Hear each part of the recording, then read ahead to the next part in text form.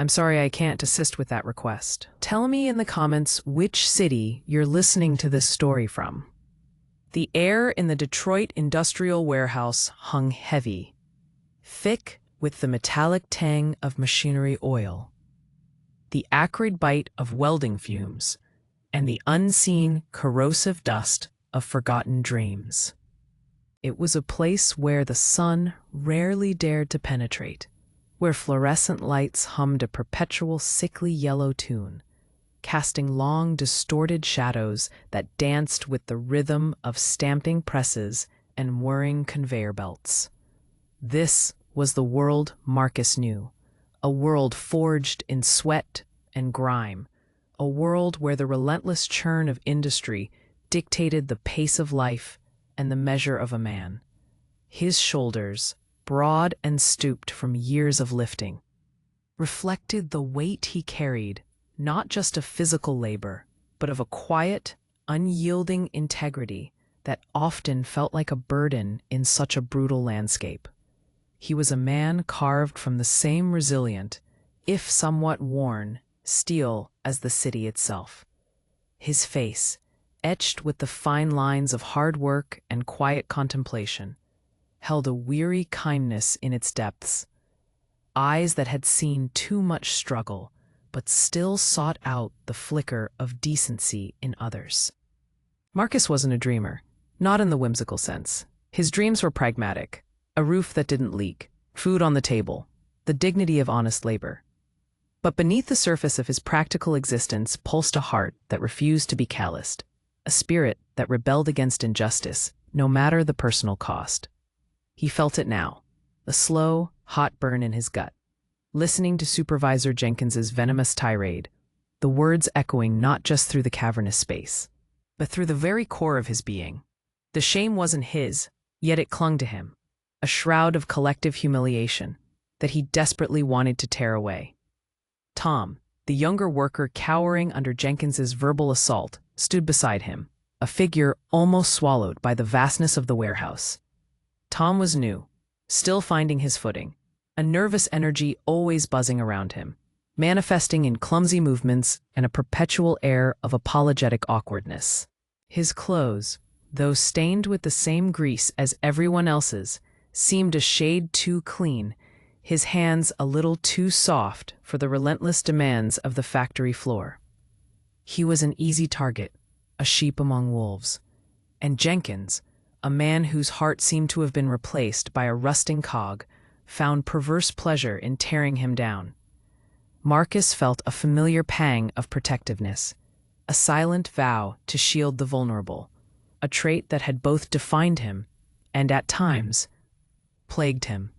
The central conflict, he knew, was not just about Tom, but about the very soul of the workplace, about whether a man could retain his humanity in a system designed to strip it away. His job, his very livelihood, was on the line, but more than that, his sense of self-worth, his quiet belief in what was right, hung precariously in the balance. The long-term stakes were terrifying: the fear of failure, the gnawing anxiety of not providing for himself, the crushing weight of a dismissed life. The rhythmic thrum of the machines, usually a monotonous backdrop, now seemed to beat a drum of foreboding, each clang and screech a warning. Marcus knew this dance, had seen it play out countless times in this very factory, in other factories, in the gritty tapestry of working-class Detroit. There was an unspoken code, a hierarchy of power, where supervisors like Jenkins wielded their meager authority like a bludgeon, crushing spirits to maintain a semblance of control. But Marcus had never been one to simply stand by and watch. His silence, he believed, would be a complicity he could not bear. The anger simmered, a slow-burning fuse threatening to ignite. He could feel the eyes of other workers, darting glances, a mix of fear and a desperate, silent hope that someone, anyone, would speak up. That hope, however faint, always seemed to land on him. He was the one who, despite the risks, often found his voice, a voice that carried the weight of experience and a stubborn refusal to be silenced. The air grew thick with unspoken tension, the kind that precedes a storm. A moment where the mundane reality of the assembly line gives way to a more primal human drama. Act 1. Marcus shows integrity and fairness. The morning sun, a pale, indifferent disk, struggled to pierce the perpetual haze that clung to the industrial district of Detroit. Inside the massive, echoing warehouse, the cacophony of metal on metal had already reached its peak, a symphony of relentless productivity that grated on the nerves and numbed the spirit.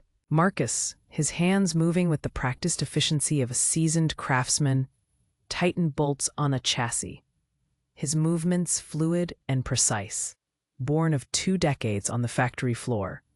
Each turn of the wrench was a testament to his dedication, to the thousands of hours he had poured into this place, building components that would become the backbone of countless vehicles. He understood the machinery, not just its mechanical intricacies, but its rhythm, its demands, its capacity for both creation and consumption. His station was nestled between towering stacks of raw materials and the relentless conveyor belt that carried half-finished products toward the next stage of assembly. The air, thick with the metallic tang and the faint, sweet scent of coolant, was his natural habitat. He breathed it in, a part of the industrial organism, yet always maintaining a quiet distance, an internal space where his own thoughts could churn. He often thought of the factory as a living entity, vast and insatiable, always demanding, rarely giving. And within its belly, men like him toiled, their lives intertwined with its relentless heartbeat. Tom, several stations down, was struggling. Marcus could hear the faint, exasperated sigh, the clatter of a dropped tool, the hesitant, fumbling movements. He didn't need to look to know. Tom, in his 3rd month, was still a raw recruit in this unforgiving landscape. He was a good kid, earnest and willing, but lacked the innate mechanical intuition, the spatial awareness, the sheer physical endurance that came with years of grinding labor. Marcus had seen countless young men like Tom pass through these doors, some hardened, some broken, many simply fading away. He felt a quiet empathy for Tom, remembering his own early days, the overwhelming scale of the machinery, the deafening noise, the constant pressure to keep up. Their supervisor, Jenkins, a man whose face seemed permanently set in a sneer, patrolled the aisles like a predator, his heavy boots clanking menacingly on the concrete floor. Jenkins was a product of the factory himself, but one warped and twisted by the power it afforded him. He reveled in the fear he inspired, in the way workers would flinch or avert their gaze as he passed. His voice, the gravelly rasp, was often the first sign of his approach, followed by the pungent scent of stale coffee and cheap cologne. He was the embodiment of the factory's crueler aspects, a stark contrast to Marcus's quiet resolve. "Tom, what in the blazes do you think you're doing?" Jenkins's voice sliced through the din, sharp and unforgiving. Marcus tensed, his grip on the wrench tightening almost imperceptibly. He didn't need to look up to picture the scene. Tom frozen, eyes wide with apprehension, a small, half-finished component dangling precariously from his trembling hands. A brief, agonizing silence followed, punctuated only by the relentless grinding of the machines. Then Tom's voice, barely a whisper. I think it's stuck, sir. I can't quite get it to align." "Stuck? Stuck?" Jenkins scoffed, his voice dripping with theatrical disdain. "You call that stuck? You're just incompetent. You've been here 3 months, and you still can't perform a simple alignment? This isn't rocket science, it's basic assembly. You're slowing down the whole line, costing the company money." Marcus felt the familiar heat rise in his chest. He knew the alignment was tricky, especially for newcomers. The tolerance was tight, the angle precise. He'd seen even experienced workers struggle with it on a bad day. Tom wasn't being incompetent. He was struggling with a genuinely difficult task, under immense pressure. The injustice of Jenkins's words grated on Marcus's soul. He considered remaining silent, as most others would. The instinct for self-preservation was strong. He had a job, a routine, a semblance of stability. Why risk it for a kid who was just part of the endless churn? But the thought itself tasted like ash in his mouth. He remembered the feeling of being new, of being lost, of wishing someone, anyone, would offer a kind word, a helping hand. He remembered the quiet despair that could settle in, the feeling of being utterly alone in a vast, indifferent system. He wiped his hands on a greasy rag, the rough fabric a small comfort against the rising tide of his anger. He took a deep breath, the metallic air filling his lungs, steeling his resolve. His internal monologue was a quiet storm of conviction. This isn't right. It's never right to kick a man when he's down, especially when he's trying. Someone has to say something. If not me, then who? If not now, then when? What kind of man would I be if I just stood by and watched? The words of his father, long past, echoed in his mind. Always stand for what's right, son, even if you stand alone. He pushed himself away from his workstation, the subtle shift in his posture drawing a few quick, nervous glances from nearby workers. The clatter of his heavy work boots on the concrete floor seemed amplified in the sudden, tense quiet that had descended upon their immediate section of the line. Jenkins, still looming over Tom, hadn't yet noticed Marcus's approach, too consumed by his own petty tyranny. "You're a disgrace, Tom," Jenkins continued, his voice dropping to a low, menacing growl. "A deadweight. I've got half a mind to write you up right now, send you packing. We don't need deadweight here. We need producers." He made a dismissive gesture, his hand almost brushing Tom's face, making the younger man flinch visibly. That was it. That was the line. Marcus felt a surge of adrenaline, cold and clear, sharpening his focus.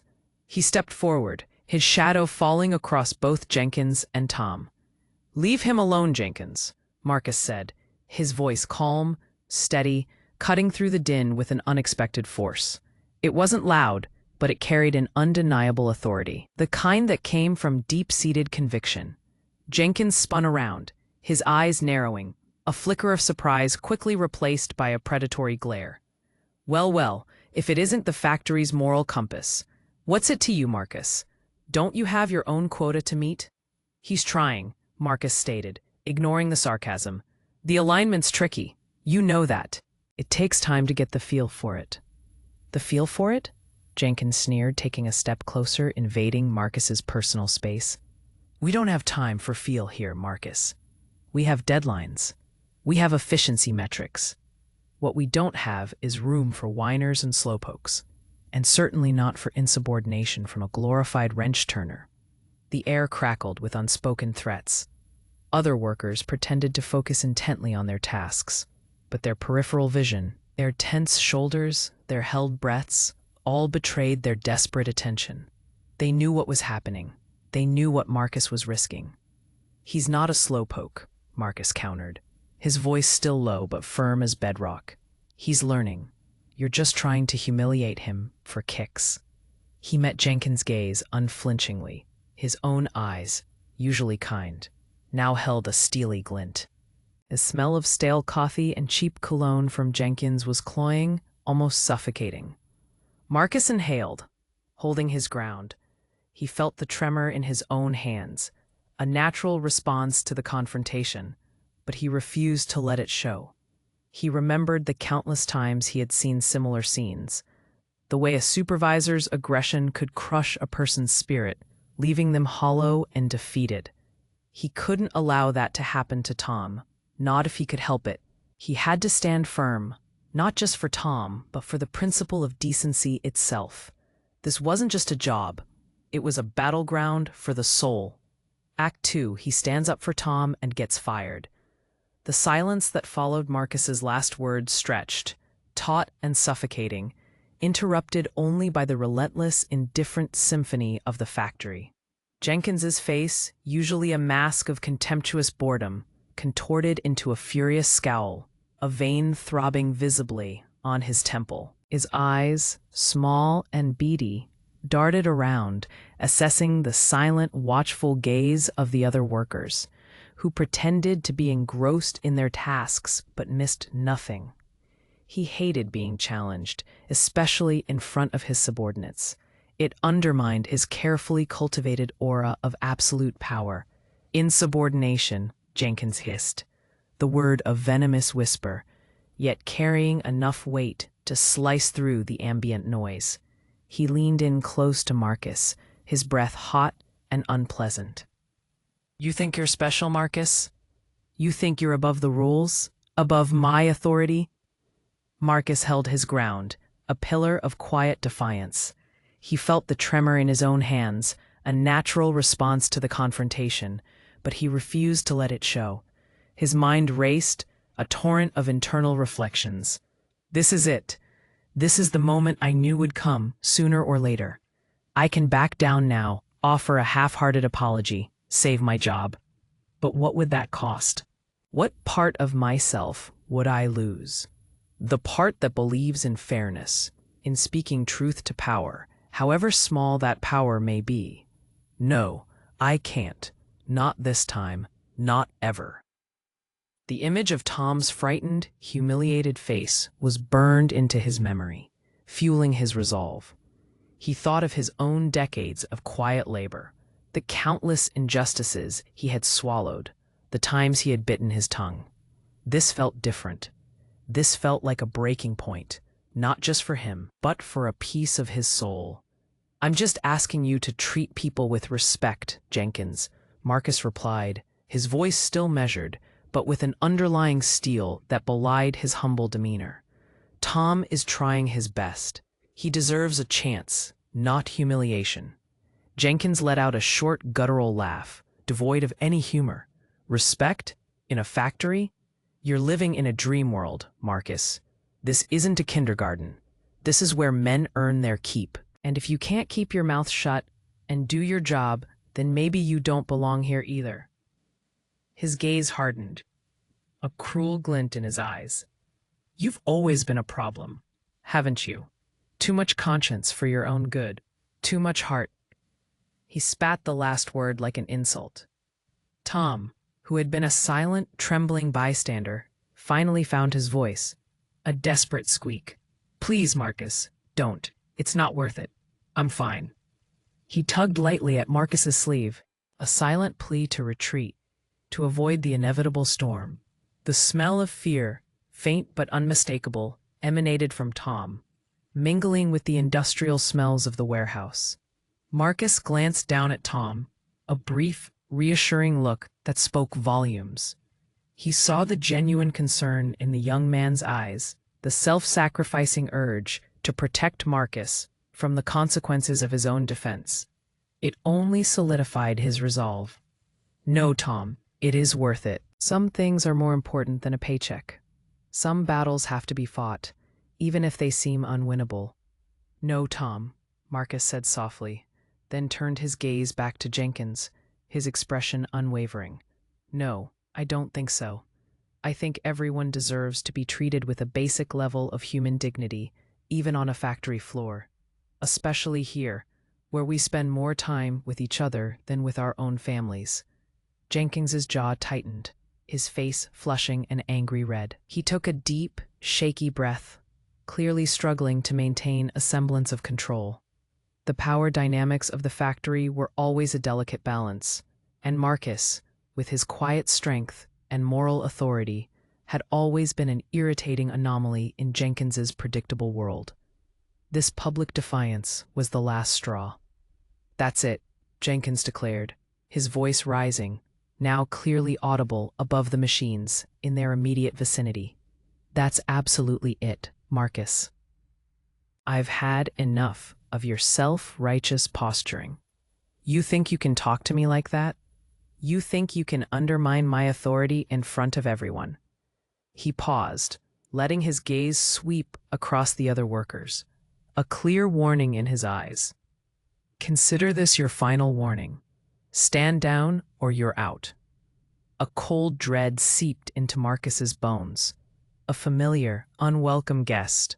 The weight of the world, of his precarious financial situation, of the decades of labor that had defined his life, pressed down on him.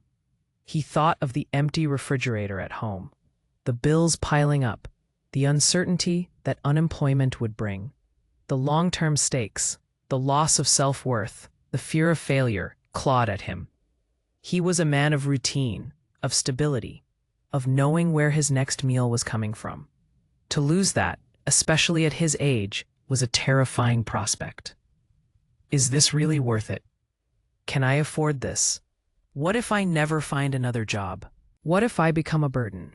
The internal struggle was fierce, a brutal wrestling match between pragmatism and principle. But then he looked at Tom again, who was now openly staring at him, his face a mixture of fear and awe. He saw the hopeful flicker in the younger man's eyes, the unspoken question. Will you stand up for me? Will you truly protect me? And in that moment, the internal conflict resolved itself. The choice was clear. He couldn't betray that hope, that silent trust. He couldn't betray himself. I'm not standing down, Jenkins, Marcus said, his voice softer now, almost a lament, but firm. Not when someone's being unfairly treated. I can't. Jenkins stared at him for another agonizing moment, his chest heaving. Then a cruel smile spread across his face, a mask of vindictive triumph. Fine, he snarled. Fine. You want to be a hero, Marcus? Be a hero somewhere else. You're fired. Get your things. Get out. Now, the words hung in the air, heavier than any piece of machinery, echoing in the sudden, shocked silence that had descended upon their section of the factory. The machines, for a brief, surreal moment, seemed to fade, their constant hum replaced by the deafening roar of impending unemployment. A collective gasp rippled through the nearby workers, their faces a mixture of fear, sympathy, and a grim understanding. They knew this was the price of integrity in this place. Marcus felt a strange sensation, a combination of shock, sorrow, and a perverse sense of liberation. The cold dread remained, but it was now tinged with a quiet pride.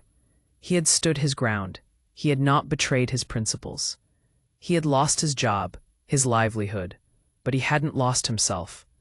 The metallic tang in the air now seemed to carry a different scent, the faint odor of burned bridges, but also, perhaps, the fresh breath of a new, albeit terrifying, beginning. He looked at Jenkins, who was now puffing out his chest, basking in his hollow victory. Marcus felt no anger, only a profound pity for a man so consumed by his own small power. He then turned to Tom, whose face was pale, eyes glistening with unshed tears. Tom tried to speak, but no words came out, only a choked sob. "Don't worry, kid," Marcus said, his voice surprisingly gentle, a stark contrast to the harshness of the moment. He clapped Tom lightly on the shoulder. "It'll be all right. Just keep your head up. Keep doing what's right." He offered a small, weary smile, a final gesture of reassurance, of mentorship, before turning to gather his meager belongings from his locker. The walk to his locker felt endless, each step echoing the finality of his departure. The faces of his coworkers, etched with concern, flickered past him. Some offered quick, sympathetic nods. Others simply avoided his gaze, unable to bear witness to his sacrifice. He understood. They all had families to feed, bills to pay. They couldn't afford to be heroes. He didn't blame them. He just knew he couldn't be one of them. Not anymore. Not when it meant sacrificing his soul. He pulled open his dented metal locker, the squeal of the hinges a mournful cry. Inside, a worn lunch pail, a faded cap, a pair of grease-stained gloves. These were the tools of his trade, the symbols of his identity as a factory man. Now they felt like relics of a past life, suddenly rendered obsolete. He carefully placed them in a small canvas bag, his movements slow and deliberate, savoring these last moments in a place that had defined him for so long. The scent of old metal, of sweat, of years of honest work filled his nostrils, a poignant farewell. As he turned to leave, Jenkins was still standing there, arms crossed, a smug expression on his face. "Don't let the door hit you on the way out, Marcus," he sneered, his voice dripping with condescension. "And don't bother applying here again. Your kind isn't welcome." Marcus paused at the exit, the heavy steel door a portal to an uncertain future. He didn't look back, he simply pushed the door open, feeling the sudden rush of cool, fresh Detroit air on his face, a stark contrast to the stale, recycled air of the factory. The noise of the machines, once a constant presence, now receded, becoming a distant, muffled drone. He was outside, a free man, but also a man without a job, without a clear path forward. The sun, still a weak presence in the late autumn sky, cast long shadows that stretched out before him, mirroring the vast, unknown expanse of his future.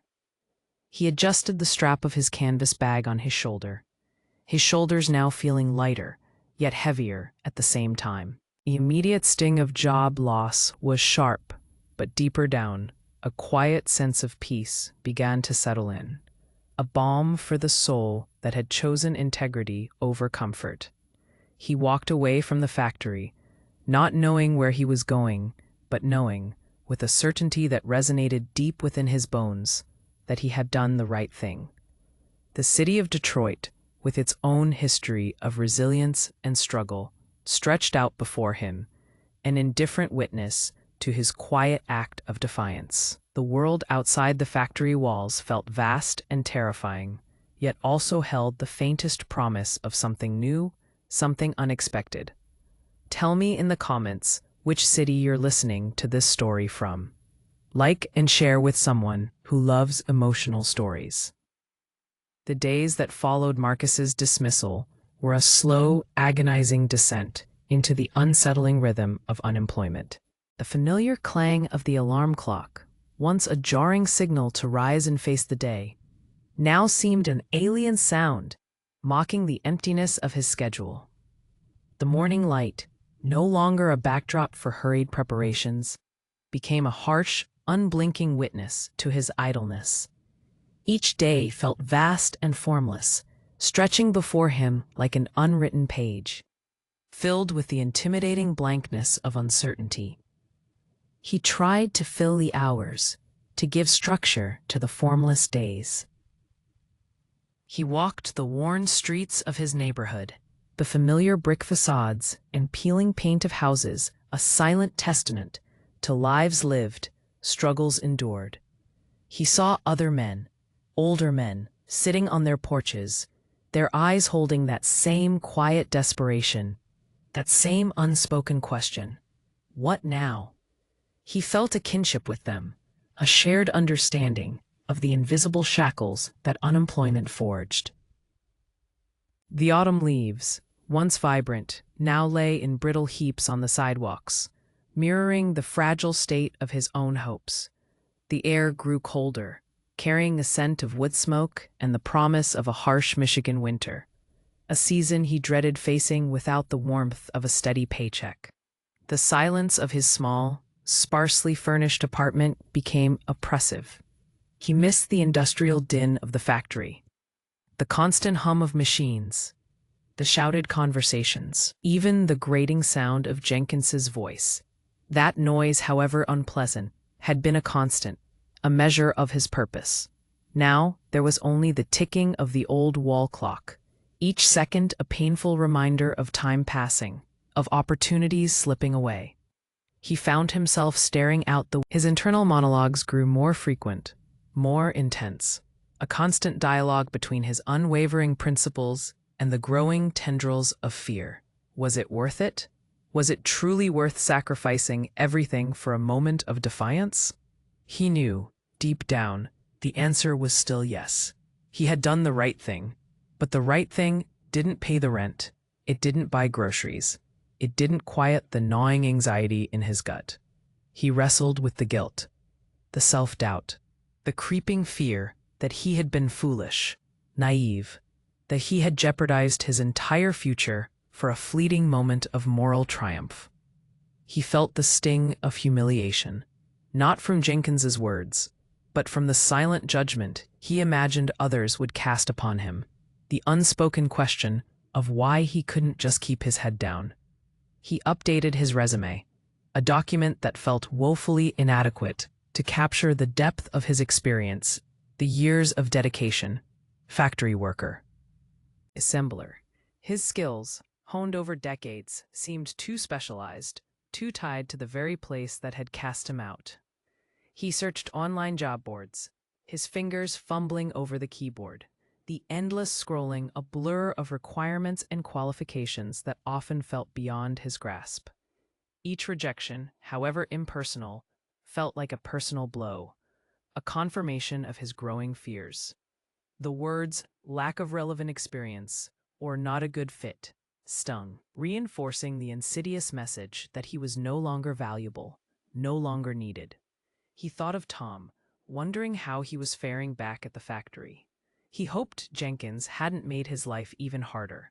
He hoped his act of defiance had at least offered Tom a moment of respite, a flicker of hope that things could be different. But mostly, he worried for himself. The financial strain was beginning to manifest in tangible ways. He rationed his meals, made careful calculations of his dwindling savings, the numbers a constant, terrifying echo in his mind. The fear of becoming a burden, of losing his independence, was a constant, heavy weight on his chest. It was a fear that gnawed at the edges of his sleep, leaving him restless and drained even after hours in bed. The quiet dignity he had always carried, the sense of self-worth derived from honest labor, felt increasingly fragile, threatening to crumble under the relentless pressure of his new reality. He felt the cold touch of despair, not a raging inferno, but a slow, insidious chill that threatened to freeze his spirit. He had always been a survivor, a man who faced challenges head-on, but this particular challenge felt different, more insidious, because it attacked the very core of his identity.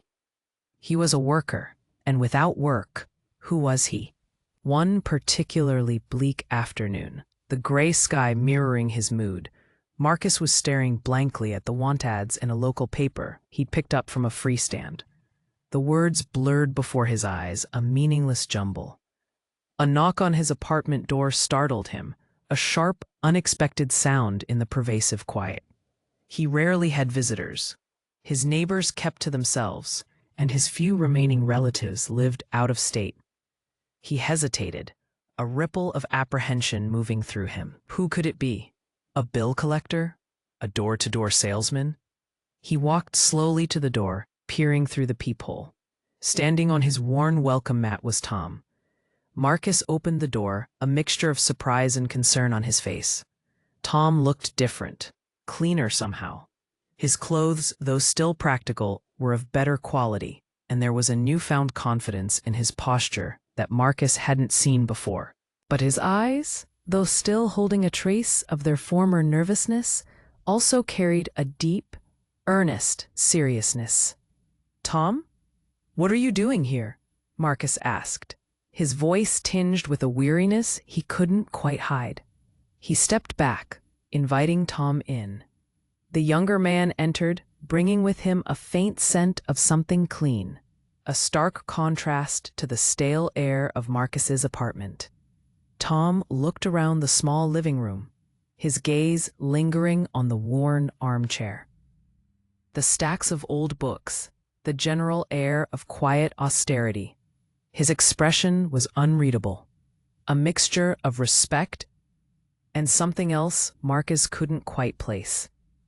I needed to talk to you, Marcus," Tom began, his voice surprisingly steady. He clutched something in his hands, a small, elegant leather portfolio. "It's important." Marcus gestured to the worn armchair. "Sit, Tom. What's going on? Is everything all right at the factory?" "Did Jenkins?" He trailed off, a fresh wave of concern for the younger man washing over him. Tom shook his head, a faint, almost imperceptible smile touching his lips. Jenkins isn't a problem anymore, Marcus. Not for me anyway. He won't be bothering anyone again. He paused, letting the implication hang in the air, a small tremor of surprise rippling through Marcus. What do you mean? Marcus asked, his brow furrowing. Did he finally go too far? Tom took a deep breath, his eyes meeting Marcus's with an intensity that made the older man lean forward, suddenly alert. The air in the small room seemed to thicken, charged with an unspoken revelation. The ticking of the clock seemed to amplify, counting down to a moment of profound change. Marcus, Tom began, his voice dropping slightly, now imbued with a quiet authority that was utterly unfamiliar. I have something to tell you, something important, something that changes everything. He paused, allowing the gravity of his words to sink in. My name isn't just Tom. My full name is Thomas Albright, Jr. Marcus stared at him, the name echoing in his mind. Albright. Albright. It was familiar, a name whispered in the hushed tones of respect and power within the city's industrial circles. A name synonymous with the very factory he had just been fired from. A cold knot of realization began to tighten in his stomach. He felt a sudden, dizzying shift in perspective, as if the floor beneath him had tilted precariously. The pieces of a puzzle, long scattered and meaningless, suddenly began to click into place with an unnerving precision. Tom's slightly too clean appearance, his initial awkwardness, his quiet demeanor, it all took on a new, startling meaning. Albright, Marcus whispered, the word barely audible. As in, Albright Industries? The owner? A slow, incredulous smile began to form on his lips, a mixture of shock and a nascent, unbelievable hope. His internal world, which had been so dark and confined, suddenly felt like it was expanding, light rushing in from an unexpected source. The fear, though still present, was now battling with an overwhelming sense of wonder. Act 3. Tom reveals his identity and rewards Marcus. Tom's smile widened, a genuine, warm expression that completely transformed his face, erasing the last vestiges of the nervous, struggling new hire. He looked at that moment like a man unburdened, a man finally revealing his true self. The leather portfolio he held now seemed less like a simple accessory and more like a symbol of his true station. The afternoon light, which had been so dull and indifferent, seemed to catch a new glint in his eyes, illuminating the surprise that was about to unfold. Yes, Marcus, Tom confirmed, his voice now entirely confident, resonating with an authority that Marcus had never heard from him before. Albright as in Albright Industries. My father, Thomas Albright Sr., is the owner, or rather, was the owner. He passed away a few months ago, and I inherited the company. The revelation hit Marcus with the force of a physical blow, yet it wasn't painful. It was disorienting, exhilarating. A dizzying rush of understanding that rearranged everything he thought he knew. He stared at Tom, or rather, Thomas Albright Jr., the young man who had once fumbled with an alignment, the target of Jenkins's petty cruelty. The sheer audacity of it, the unexpected twist of fate, was almost too much to comprehend. His mind raced, replaying every interaction, every word exchanged, every moment of vulnerability. All this time, he was testing us. He was testing me. The thought brought with it a profound sense of validation, a quiet triumph that settled deep within his bones. You mean you were working on the floor, just like us? Marcus asked, still struggling to process the enormity of the information. The question hung in the air, weighted with disbelief. He thought of the grease, the grime, the relentless hours. Why would the owner's son subject himself to such a grueling existence? Thomas nodded, a serious expression returning to his face. My father, he believed in earning your stripes. He started on the floor, sweeping up, learning every aspect of the business from the ground up. He always said, "You can't lead a team if you don't understand what it's like to be one of them." When he knew his time was short, he made me promise I would do the same. Go undercover, learn the real workings, identify the good, the bad, and the ugly. Find out who truly cared about the company and about the people who built it.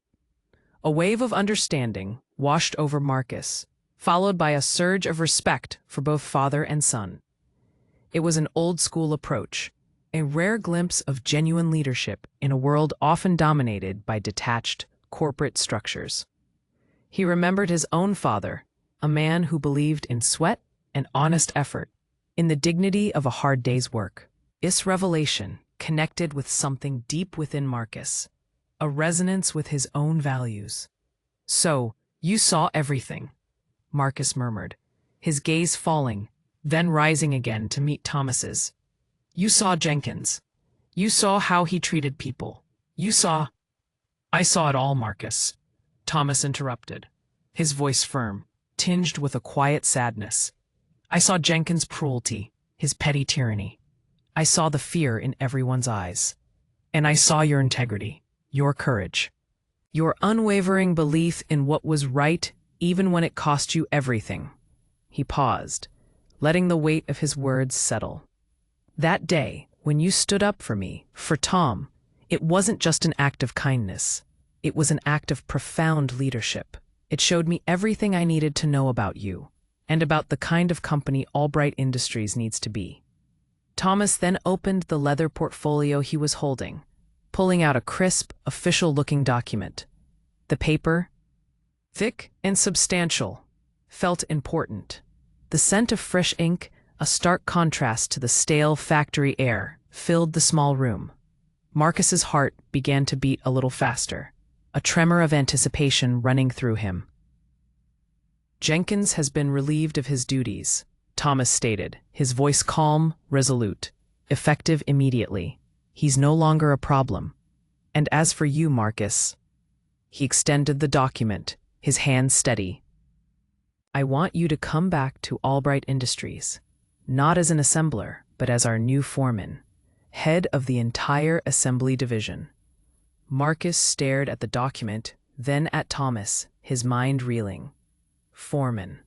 The word resonated with power, with responsibility, with a recognition of his inherent leadership qualities that he had never dared to dream of. It was more than just a job. It was a vindication, a testament to his values, a complete reversal of his fortunes. The paper felt heavy in his hands, weighty with possibility. "Foreman?" Marcus repeated, the word tasting unfamiliar on his tongue, yet immensely satisfying. His voice was a little hoarse, thick with emotion. The fear, the despair, the gnawing anxiety of the past few days all began to recede, replaced by a surge of relief so profound it almost brought him to his knees. The vision of an empty refrigerator, of mounting bills, of a life of struggle began to fade, replaced by a future that suddenly seemed bright, filled with purpose. "Yes, Marcus, foreman," Thomas confirmed, his eyes shining with earnestness. "It's not just a promotion. It's a recognition of your leadership, your character.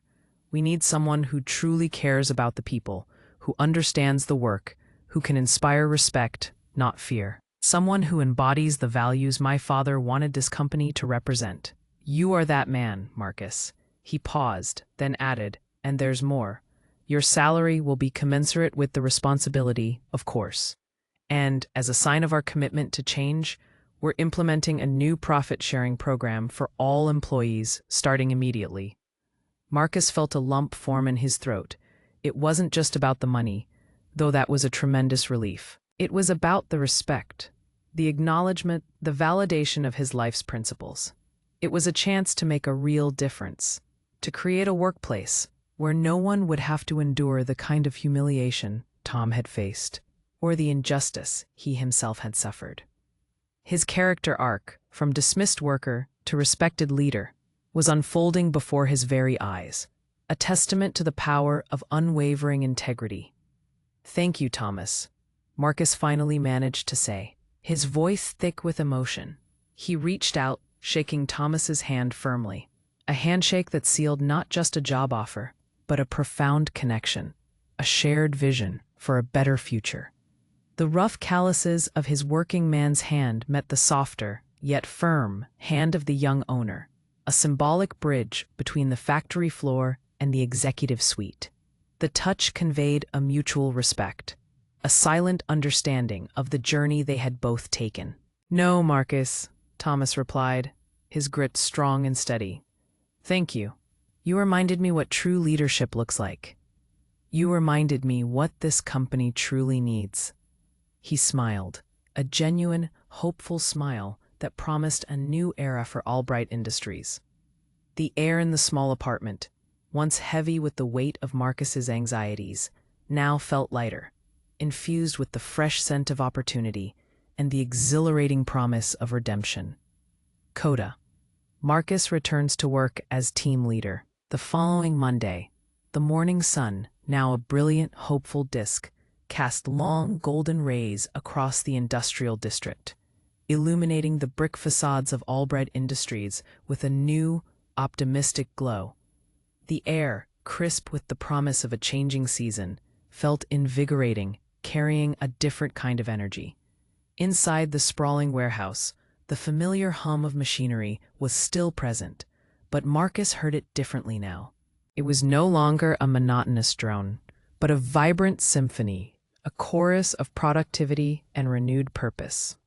He walked through the factory doors, not with the heavy tread of a dismissed worker, but with the steady, confident stride of a man returning home, a leader ready to guide.